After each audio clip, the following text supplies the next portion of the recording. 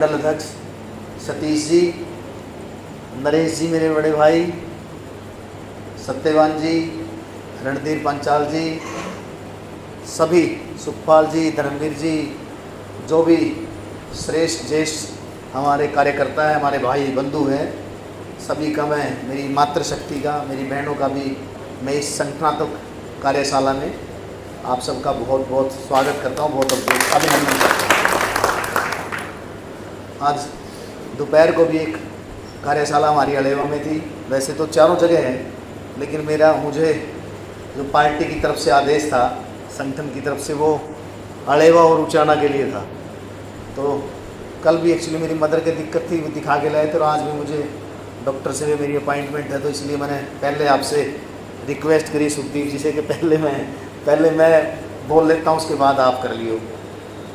तो मेरा जो सबसे पहले तो आप लोगों ने जो इतिहास रच के दिया है और मुझ जैसे साधारण व्यक्ति को यहाँ से आप लोगों ने विधानसभा में भेजा, इसके लिए मैं आप लोगों का पुनः बहुत बहुत, वैसे तो मैं ऐसा करता रहूँगा, लेकिन आज क्योंकि हमारा संगठन हमारे लिए सर्वोपरि है, और संगठन और पार्टी से बड़ा हमारे लिए कुछ नहीं है।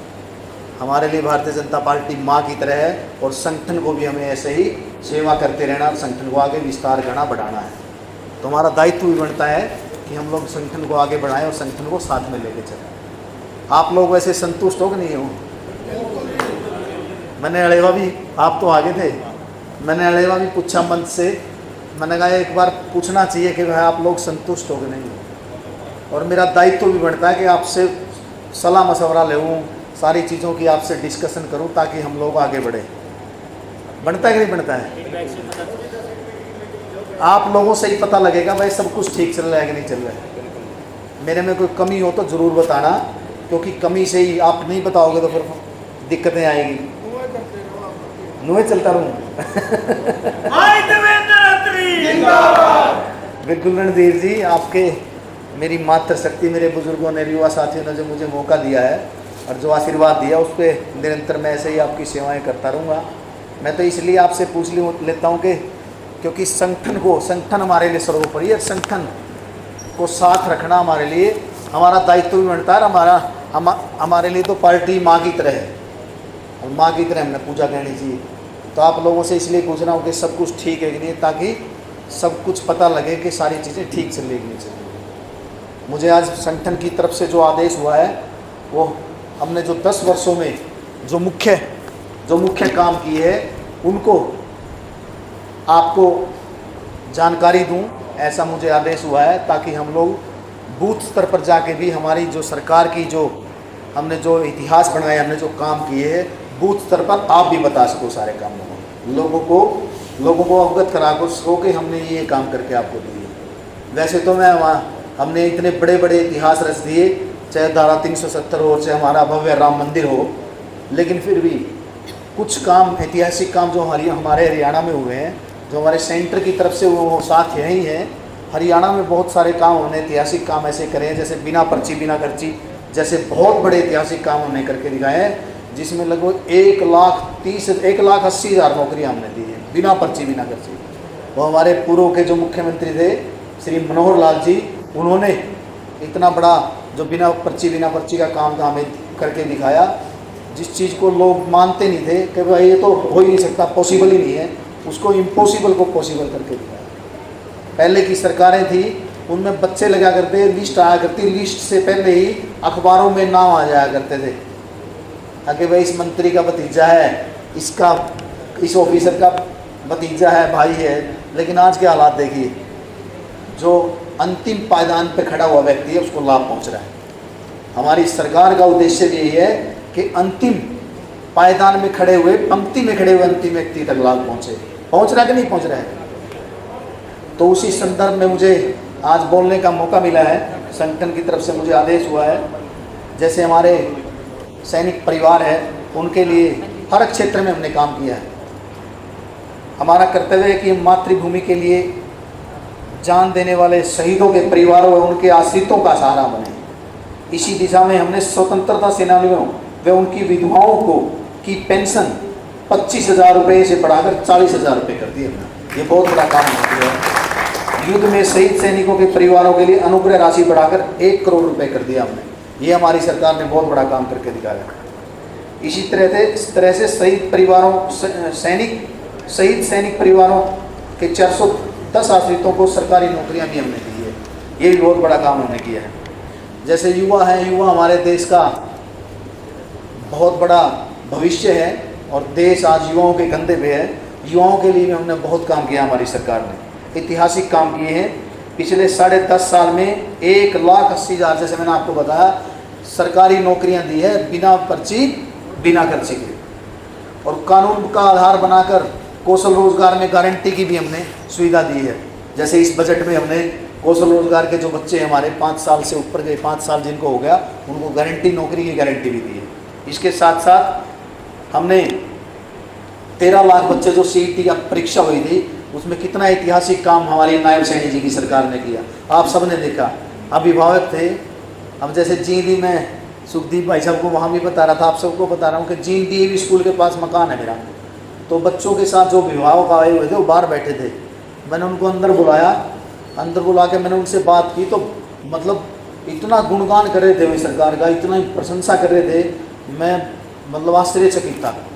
उन्होंने कहा कि आज तक हमने ऐसी सरकार नहीं देखी थी जो इतने बड़े लेवल पर इतना सफल जो हमने पेपर दिलवाए हैं, बच्चों को परीक्षा दिलवाई है, बहुत बड़ी बात थी। उसके साथ साथ हमने अब की बार मैंने मन की बात का कार्यक्रम भी उन अभिभावकों के साथ ही सुना। जो अभिभावक आए हुए थे ना उनके साथ ही हमने, जो रविवार का था हमारा पिछले महीने का मन की बात का कार्यक्रम, उनके साथ ही सुना। तो हमने बहुत बड़े बड़े ऐतिहासिक काम युवाओं के लिए किए हैं। इसके साथ साथ किसानों के लिए भी हमने, जैसे हमारी 24 फसलें हैं।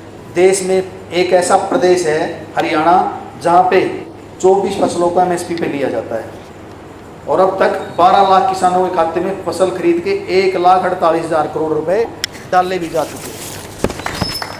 इसका अगला पिछले 10.5 सालों में किसानों को फसल खराबे के मुआवजे के रूप में 15,465 करोड़ रुपए हमने दिए हैं।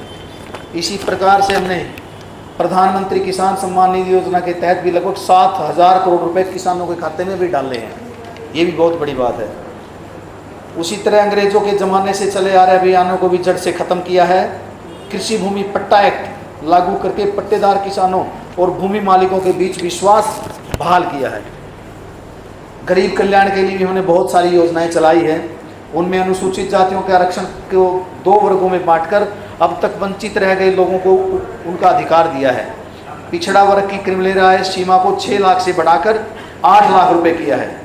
पिछड़ा वर्ग B को पंचायती राज संस्थाओं व शहरी स्थानीय निकायों में आरक्षण भी दिया है। हमने प्रजापति समाज को मिट्टी के बर्तन का कारोबार चलाने के लिए 1700 गाँव में ज़मीन भी दी है।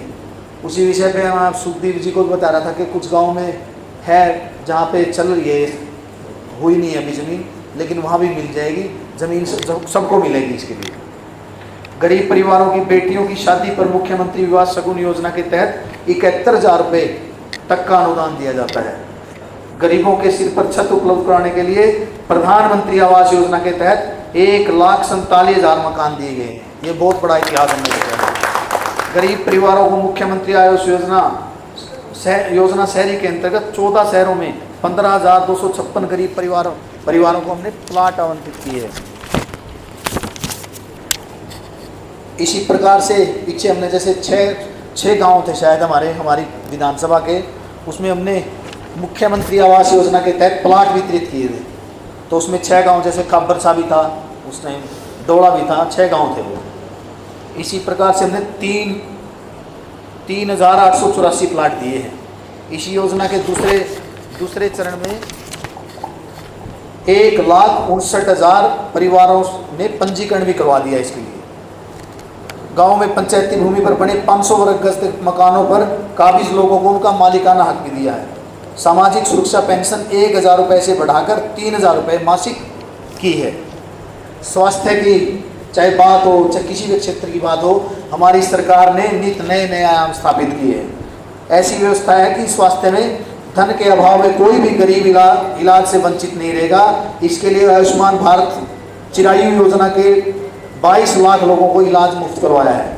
किडनी के रोग से पीड़ित रोगियों के लिए सभी सरकारी अस्पतालों और मेडिकल कॉलेजों में मुफ्त डायलिसिस की सेवाएं शुरू की है। माननीय प्रधानमंत्री जी के देश को मेडिकल हब बनाने के विजन को साकार करने के लिए हम हर जिले में एक मेडिकल कॉलेज खोलने जा रहे हैं। आज हमारी बहन, हमारी मंत्री जी का भी आज प्रेस में नोट था कि हर जिले में एक मेडिकल कॉलेज बनेगा, और हमारे यशस्वी मुख्यमंत्री जी भी बोल चुके कि हर जिले में एक मेडिकल कॉलेज बनेगा। इस समय प्रदेश में मेडिकल कॉलेजों की संख्या बढ़कर 15 हो गई है तथा 9 अन्य निर्माणाधीन है। खेलों का विषय है, चाहे किसी भी क्षेत्र में हमारी सरकार ने नए नए स्थापित किए। खेलों का जिक्र होते ही हर हरियाणवी का सीना चौड़ा हो जाता है। हमें गर्व है कि हमारे खिलाड़ियों ने पेरिस ओलंपिक 2024 में देश का नाम, देश द्वारा जीते गए 6 पदकों में से 5 हरियाणा में जीते हैं। ये बहुत बड़ी बात है, छोटी बात नहीं। इससे पहले टोक्यो ओलंपिक 2020 में भारत द्वारा जीते गए 7 पदकों में से 4 हरियाणा के खिलाड़ियों ने जीते हैं। खेल नीति के तहत ओलंपिक पदक विजेता खिलाड़ियों को 6 करोड़ रुपए तक के इनाम, नगद इनाम दिए जा रहे हैं। यही बहुत बड़ी बात है। 19 जिलों के ग्रामीण क्षेत्रों में 50 करोड़ रुपए की लागत से 250 इंडोर जिम खोले गए हैं। जैसे हमने पीछे अड़ेवा और 2-3 जगह और भी, सुरपुरा भी शायद खुला था एक। इसी तरह से हमारी महिलाओं के लिए, हमारी मातृशक्ति के लिए भी सरकार ने बहुत सारी योजनाएं बनाई हैं, बहुत लागू भी की हैं। गरीब महिलाओं को अपनी रसोई चलाने के लिए हर महीने केवल 500 रुपये में गैस सिलेंडर दिया जा रहा है। यह लाभ प्रदेश के लगभग 18 लाख परिवारों को मिल रहा है। ये बहुत बड़ी बात है, 18 लाख परिवारों को 500 रुपये में सिलेंडर मिल रहा है। गाँव के विकास में महिलाओं की भागीदारी सुनिश्चित करने के लिए उन्हें पंचायती राज संस्थाओं में 50% तक का प्रतिनिधित्व दिया गया है। बहुत बड़ी बात है। बहन बेटियों को उच्च शिक्षा देने के लिए प्रदेश में खोले गए 80 कॉलेजों में से 30 लड़कियों के हैं। आज पोस्ट ग्रेजुएशन तक लड़कियों को मुफ्त शिक्षा दी जा रही है। 5 लाख महिलाओं को लखपति दीदी बनाने का लक्ष्य रखा है। अब तक 2,13,000 महिलाओं को लखपति दीदी बनाया जा चुका है। ये बहुत बड़ा ऐतिहासिक काम हमने करके दिखाया है। ड्रोन दीदी योजना में 100 महिलाओं को मुफ्त ड्रोन में प्रशिक्षण दिया जा चुका है। इस साल 100 और महिलाओं को प्रशिक्षण दिया जाएगा। महिलाओं की आजीविका के अवसर बढ़ाने के लिए 1/3 राशन डिपो महिलाओं को देने का प्रावधान किया गया है। अटल किसान मजदूर कैंटीन, बीटा बिक्री केंद्रों का भी संचालन महिलाओं को सौंपा गया है। प्रदेश भर में महिला सांस्कृतिक केंद्र खोले जा रहे हैं। अब तक 131 केंद्र खोले गए हैं। इनमें माताएं बहनें भजन, गीत, नृत्य आदि सांस्कृतिक कार्यक्रम कर सकेंगे।